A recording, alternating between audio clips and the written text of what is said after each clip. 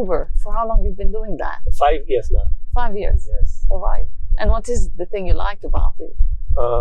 With Uber, see, I can choose my time.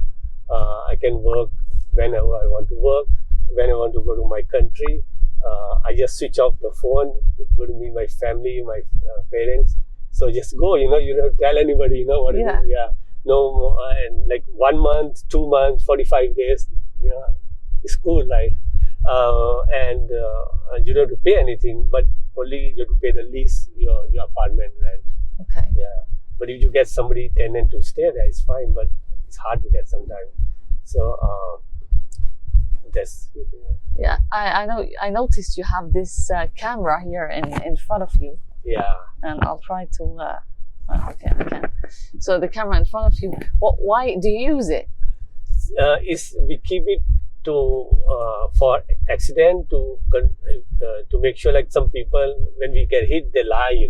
Yeah, it happened to you. Yeah, it happened to me many times. Like they reverse and hit you, and sometimes, and then they say like, "Oh, you hit me at the back." I said, "No, I have a camera. I'll come and check it."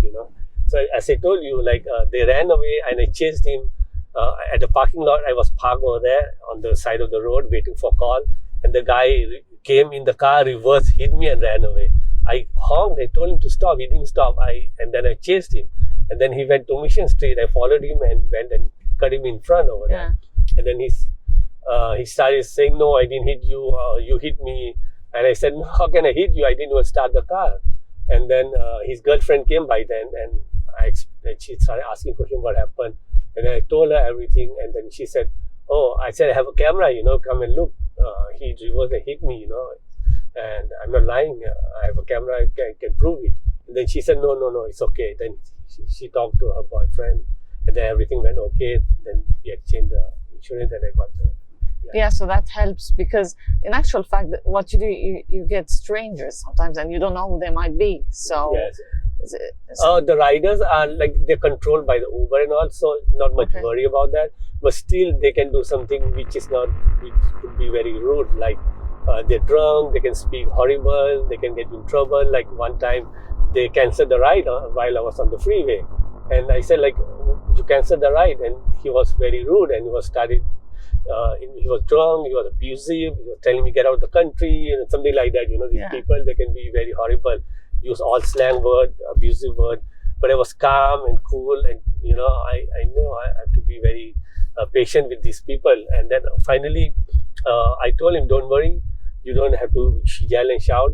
I'll take care of you. I'll drop you, and don't worry about that." I knew I can call Uber and get my fees back, instead of just get into a fight with him or argument with this guy, And his wife was very good. His wife was telling him to be quiet and everything, So there's so many kind of this problem. And when I dropped the guy, I called Uber, and then I got the fare fixed. Okay. I'm intrigued, like your background in business and your experience where you work, did it help you to understand how, what are your rights and how to deal with such circumstances in terms of a business perspective? Yeah, we have to be calm, patient. If we get hot, so with the work, one has to be cool, Just be patient, let him speak. Just you don't say much. That's the only way you can. And it's just like 15-20 minutes, he's going to get away, Yeah. You have to just stand for 10-15 minutes. Just be patient, control yourself. That's it. Yeah. It's part of the job in a way. So. Yeah, and this will be bad impression. And Uber always listen to the riders. Okay. They don't trust the drivers. Right. So nowadays, so many incidents happen with this camera. We can prove it. So Uber now knows that there's so many news that come out, So like the doctor, the doctor lady, beat the driver, So it came in the news also, right? And with the video and all, Uber brought it out. So she was removed from the job. So there's so many now. The Uber before the Uber doesn't believe that drivers, the riders are so terrible. Some riders are so terrible that they are very high educated people, and they think like they have a very good job over there, and they can never do like silly things, bad things, But actually, they are worse than the poor people, medium class people. Okay. Yeah. And one last thing, you were telling me you sold your liquor store, right? Yeah, I had a liquor store, Lexington food store in Folsom City. I owned that for about 8 years approximately. Oh, nice. Yeah, and then I sold that. Then after that, I went to drive a taxi. I don't want to be doing jobs. I don't want to be employee anymore. Once you taste the freedom of business. Yeah. Then I went, and after taxi, then I went to do Uber, because Uber came. So my nephew told me Uber is, Uber and all. They said no. Then he showed me apps, and then he helped me to fill it up. And then after that, I went in Uber, and I got approved by Lyft first. Then I went approved by Uber first. But I applied Lyft first, and then I got Uber. Within 10 days, I got approved. Lyft took 45 days to be approved. Oh, right. Yeah. Okay. And then I started doing with Uber, and I liked it, but it was very less call in Sacramento. And then somebody told me to go San Francisco. San Francisco, yeah. So I came like 3 days, Friday, Saturday, Sunday to work here, and it was very good pay. And then I moved from that. I said, man, there's nothing like here, Yeah, here is quite busy. Yeah. So, but not anymore now, because so many companies, so many drivers, and now it's not that like 4 5 years ago. Yeah. Okay. Yeah. No, interesting. I think you have a nice story.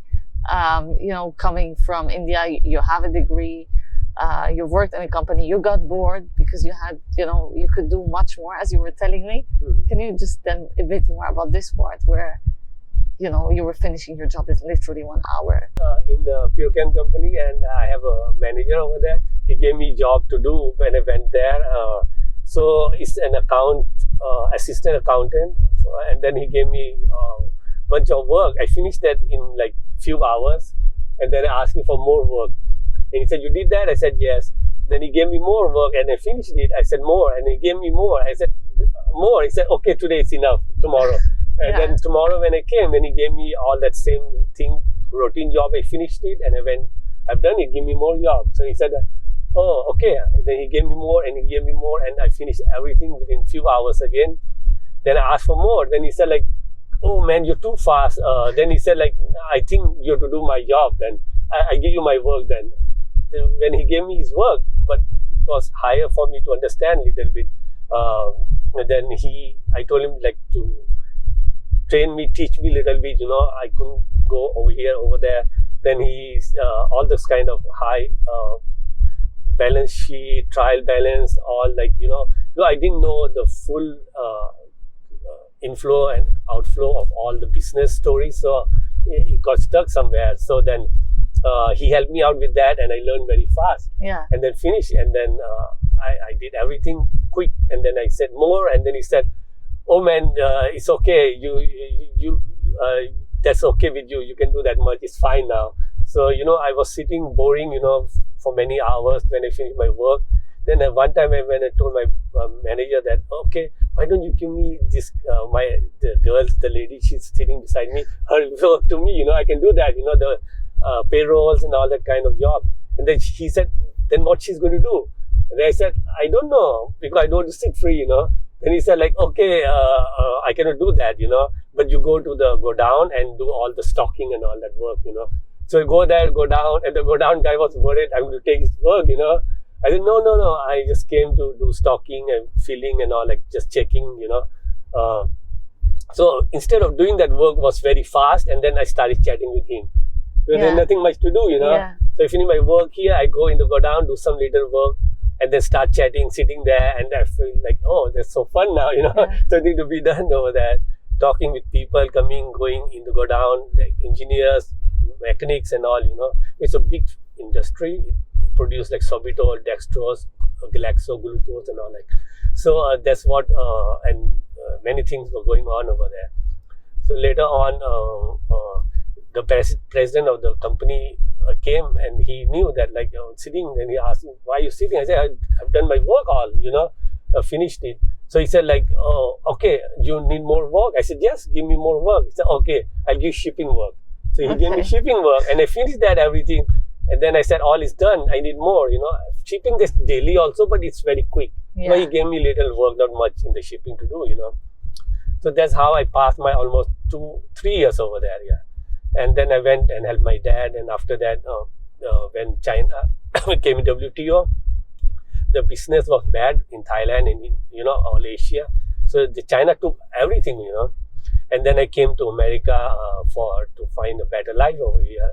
Actually, my nephew was getting married. Then I didn't want to go back. I stayed here. Okay. That's how I stayed here. Yeah, I ended up having a liquor store. Yeah, you got a good success. You know, you were at any company, you did as much as you could do because there was not, I mean, they were not giving you as much as you could do, you know, or maybe it was slow as well. I don't know, but by the sounds of it. And then you sold your company. And I think what you like is the lifestyle, the way you can, in a way, you can control the way you want to live.